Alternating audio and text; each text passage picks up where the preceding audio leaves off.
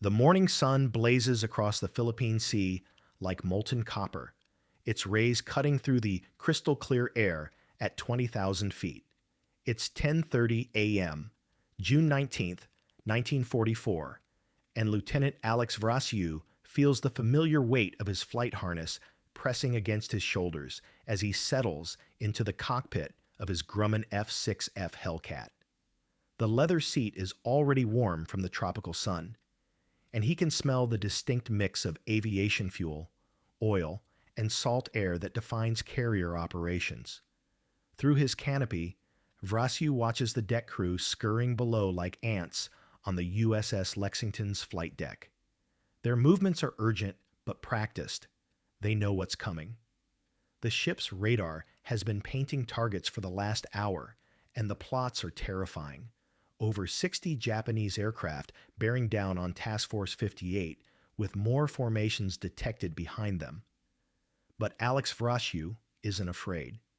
His hand rests confidently on the throttle of his Hellcat, and he can feel the 2,000 horsepower Pratt & Whitney engine rumbling beneath him like a caged beast. 6 months ago, he might have been terrified. 6 months ago, American pilots were still flying the inferior F4F Wildcat, getting carved up by Japanese Zeros, whose pilots seemed to dance through the sky with supernatural grace.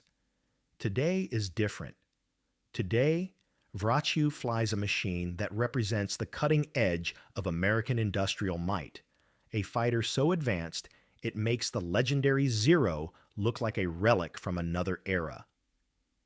300 miles to the west, Lieutenant Commander Hiroshi Nishizawa leads his formation of Mitsubishi Zeros off the deck of the carrier Zukaku. The morning air is smooth, perfect flying weather, and Nishizawa allows himself a moment of satisfaction. He is Japan's greatest living ace, with over 80 confirmed victories, and the pilots following him represent the cream of what's left of Japanese naval aviation. They're flying toward what they expect to be another easy victory. For 3 years, the Zero has ruled the Pacific skies. Its lightweight construction allows it to outmaneuver any American fighter, to climb higher and turn tighter than anything the Americans have produced. Japanese pilots have become legends in their own time, aerial samurai whose skills seem almost mystical to their enemies. But as Nishizawa's formation approaches the American fleet, something is wrong. The radar returns show the Americans launching fighters in unprecedented numbers. Not the desperate handful they're used to seeing, but wave after wave of contacts climbing to meet them. What Nishizawa doesn't know, what no Japanese pilot comprehends yet, is that they're flying toward their destruction. They expect to face Wildcats and maybe some of the new fighters they've heard rumors about. They have no idea they're about to encounter a technological revolution that will shatter 3 years of Japanese air superiority in a single devastating morning. The question that will haunt Japanese survivors for the rest of their lives: how could their invincible Zeros suddenly become flying coffins? The transformation didn't happen overnight. For months, American pilots had been training with their new Hellcats, learning the capabilities of a fighter that seemed almost too good to be true. Ted Crosby, flying with VF-18 aboard the Bunker Hill, remembered his first reaction when he saw the F6F's specifications. I was just a new young kid, but I knew once we had the F6F, we had it made. The numbers told the story. Where the Zero weighed in at just 5,300 pounds, built for agility over protection, the Hellcat tipped the scales at 12,200 pounds of armored steel and devastating firepower. The Japanese fighter carried two 20mm cannons and 2 machine guns. The American Beast mounted 6.50 caliber machine guns that could literally tear an enemy aircraft apart in seconds. But it wasn't just about firepower. The Hellcat supercharger gave it something no American fighter had possessed before: the ability to climb with a Zero and still have power left over. For 3 years, Japanese pilots had used their superior climb rate as their primary advantage, luring American fighters into vertical fights where the heavier American planes would stall out, leaving them helpless targets. Lieutenant Commander James Bellows, a Midway veteran, had drilled this advantage into his pilots during training. The Zeros would climb steeply, hoping that inexperienced pilots would follow in pursuit. Usually they did, only to have their engines stall out. But the Hellcats had a supercharger that enabled the fighter to climb sharply with ease. Many Zero pilots discovered that the Hellcat was not a wildcat, usually the last lesson they ever learned. Admiral Ozawa, commanding the Japanese mobile fleet, steams toward the Americans with what appears to be overwhelming force. His 9 carriers launch 430 aircraft in 4 massive waves, supported by an additional 540 land-based fighters and bombers from Guam and surrounding islands. On paper, it's a force capable of destroying any fleet in history. But Ozawa doesn't know that American carrier strikes 2 days earlier have already eliminated his land-based air support. Vice Admiral Kakuji Kakuda, commanding those decimated squadrons, has failed to report the catastrophic losses to his superior. Ozawa sails toward battle believing he has nearly 1,000 aircraft at his disposal, when in reality, his carriers are alone. Aboard the Lexington, the Combat Information Center crackles with tense energy. Lieutenant Joseph Eggert, Mitcher's fighter director officer, studies the radar screen that shows the approaching Japanese formations. Next to him, Lieutenant Charles Sims adjusts his headphones. Sims speaks fluent Japanese and will spend the day intercepting enemy radio communications, giving American pilots advance warning of Japanese tactics. At 10:23 a.m., the order goes out across Task Force 58. Launch fighters. The familiar circus cry, "Hey Rube!" echoes through ready rooms as over 200 Hellcat pilots race to their aircraft. The sound is thunderous, dozens of 2,000 horsepower engines roaring to life simultaneously, propellers biting into the warm tropical air. Vraciu checks his gun sight one final time. The Hellcat's armament control allows him to fire 2 guns at a time, 4 at a time, or all 6 simultaneously. For his first engagement, he sets all 6 guns to fire together. 3,600 rounds per minute of devastating .50 caliber fire. 300 miles away, the approaching Japanese formation makes its first fatal error. Instead of pressing their attack immediately, they circle at 20,000 feet to regroup and reorganize. Those precious minutes, time that could have been used to close with the American fleet before the defenders can fully organize, are wasted in perfectionist formation flying. Lieutenant Commander Charles Brewer, leading Essex's fighter squadron, spots the enemy first. The Japanese formation stretches across the sky like a dark cloud, easily 60 aircraft in disciplined ranks. But Brewer notices something that makes his pulse quicken. They're flying in parade formation, not combat spread. These pilots are treating this like a training exercise, not a life-or-death battle. "Bandits, 11 o'clock high," Brewer calls into his radio. Looks like they brought the whole Japanese Air Force with them. As the two forces converge, the contrast becomes stark.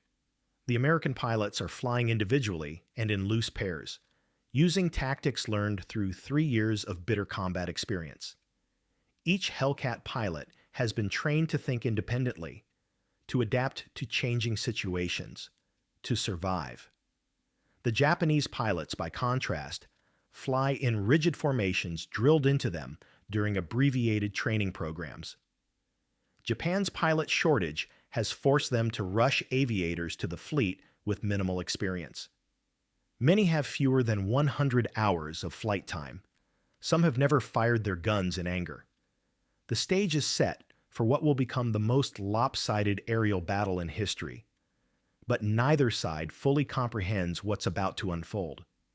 The Americans know their Hellcats are superior to anything they've flown before, but they don't yet understand just how completely the technological balance has shifted.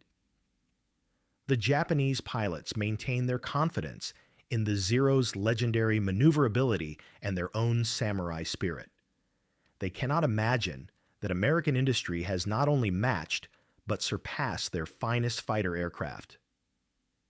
In minutes, the illusion of Japanese air superiority, built over 3 years of victories from Pearl Harbor to the Solomon Islands, is about to be shattered forever.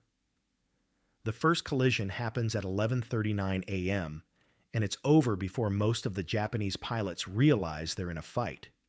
Commander Charles Brewer spots a Japanese formation leader and locks onto his tail from 800 feet.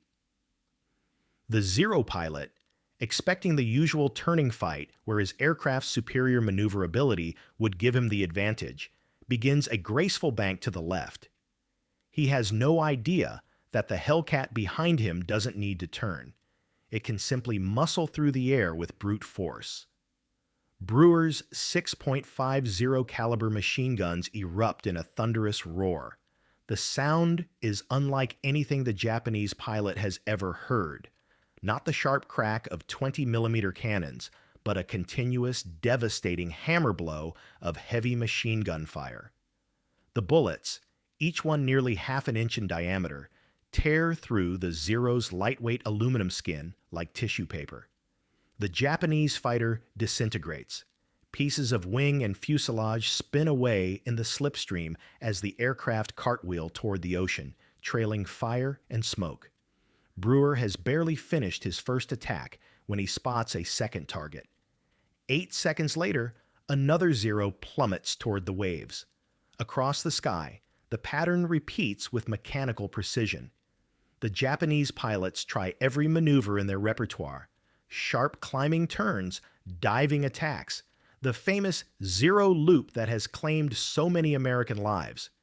But every tactic that worked against the Wildcat fails catastrophically against the Hellcat. Lieutenant Alex Vraciu finds himself in the middle of what can only be described as an aerial massacre. His first target, a Judy dive bomber, approaches in a shallow dive, its pilot probably hoping to line up a shot on one of the American carriers far below. Vraciu angles his Hellcat into an intercept course and opens fire at 400 yards. The effect is instantaneous and devastating. His 6 machine guns pour out 3,600 rounds per minute, and the Judy simply comes apart in midair. The engine tears free from the fuselage, the wings fold upward like a closing book, and debris peppers Vraciu's Hellcat as he flies through the expanding cloud of wreckage. "Splash one!" Vraciu calls into his radio, but there's no time for celebration. All around him, the sky is filled with burning Japanese aircraft. He banks left and spots another formation of dive bombers flying in tight formation as if they were on parade. What happens next defies everything the Japanese pilots thought they knew about aerial combat.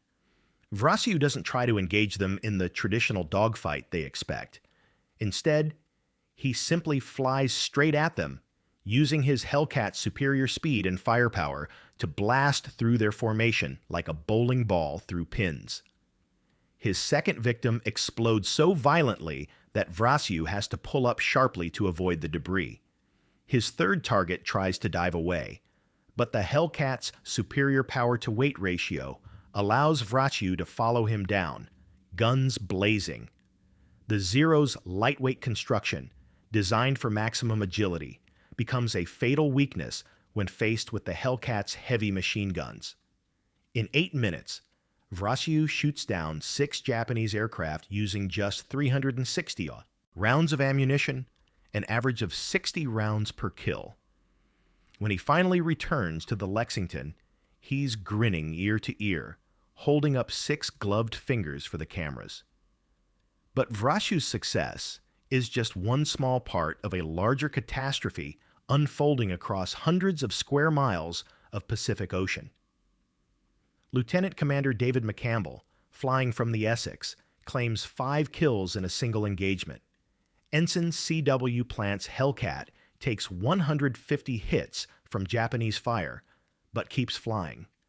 The armor protection that makes the American fighter so heavy also makes it nearly indestructible. The Japanese pilots, meanwhile, face a technological reality they're completely unprepared for. Lieutenant Saburo Sakai, one of Japan's greatest aces, later described the terror of discovering that American fighters could now climb with Zeros. We were used to the Americans trying to follow us up, then stalling out and becoming easy targets. But these new fighters just kept climbing. They were stronger, faster, and their guns could destroy a Zero with just a few hits. The slaughter is so complete that American pilots begin to feel almost guilty. Lieutenant Don Gordon of the Lexington watches a formation of 4 Japanese torpedo bombers flying in perfect formation, apparently unaware that they're about to die. He lines up on the first aircraft and fires a short burst. The plane explodes instantly.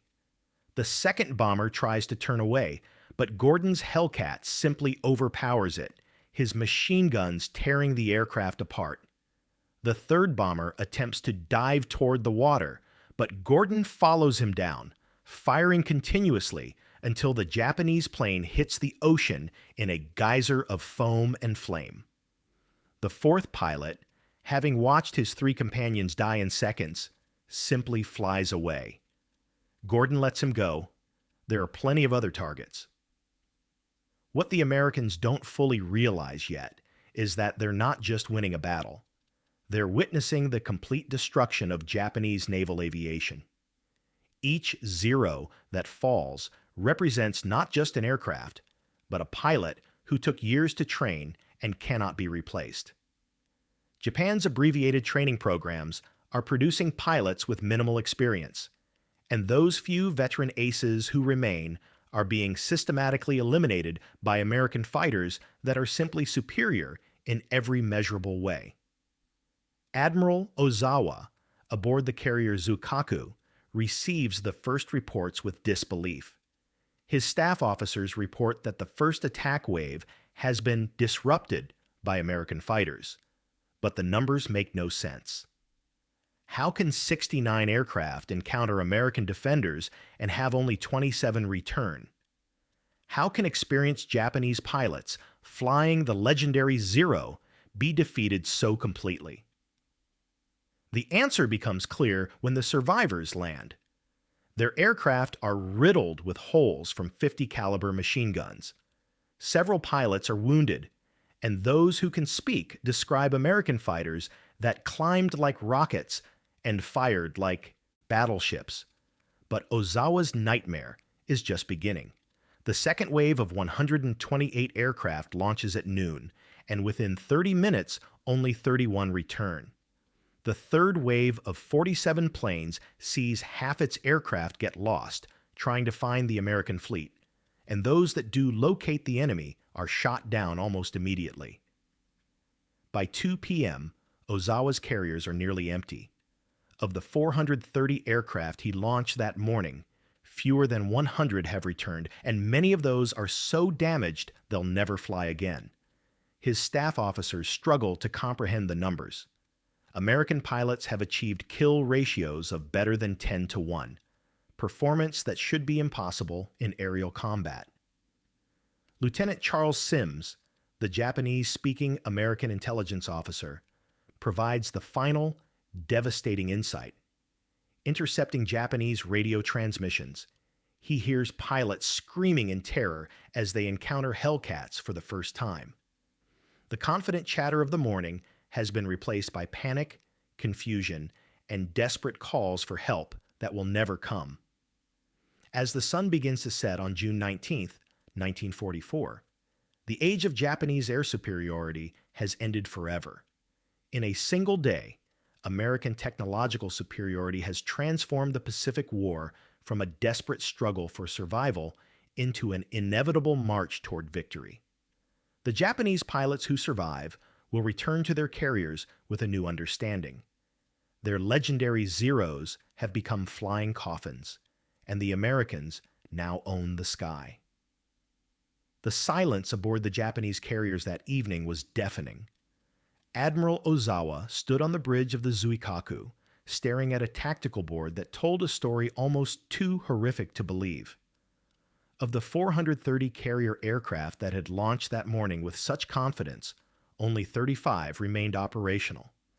In a single day, the Imperial Japanese Navy had lost more aircraft than in any battle since the war began. The human cost was even more devastating. Japan had lost not just machines, but the irreplaceable pilots who flew them. Lieutenant Commander Hiroshi Nishizawa, the legendary ace who had led the morning's first attack, was among the missing. The man Japanese propaganda called the Devil of Rabaul had simply vanished into the Philippine Sea, another victim of American 50 caliber machine guns. For the surviving Japanese pilots, the trauma went far deeper than physical wounds. Their entire understanding of aerial combat had been shattered in a matter of hours. Petty Officer Saburo Sakai, one of the few veterans to survive the day, later wrote, "We had been taught that Japanese spirit and superior training would always overcome American material advantages. But when 6 machine guns can destroy your aircraft with a single burst, spirit means nothing." Aboard the American carriers, the mood was jubilant but tinged with amazement.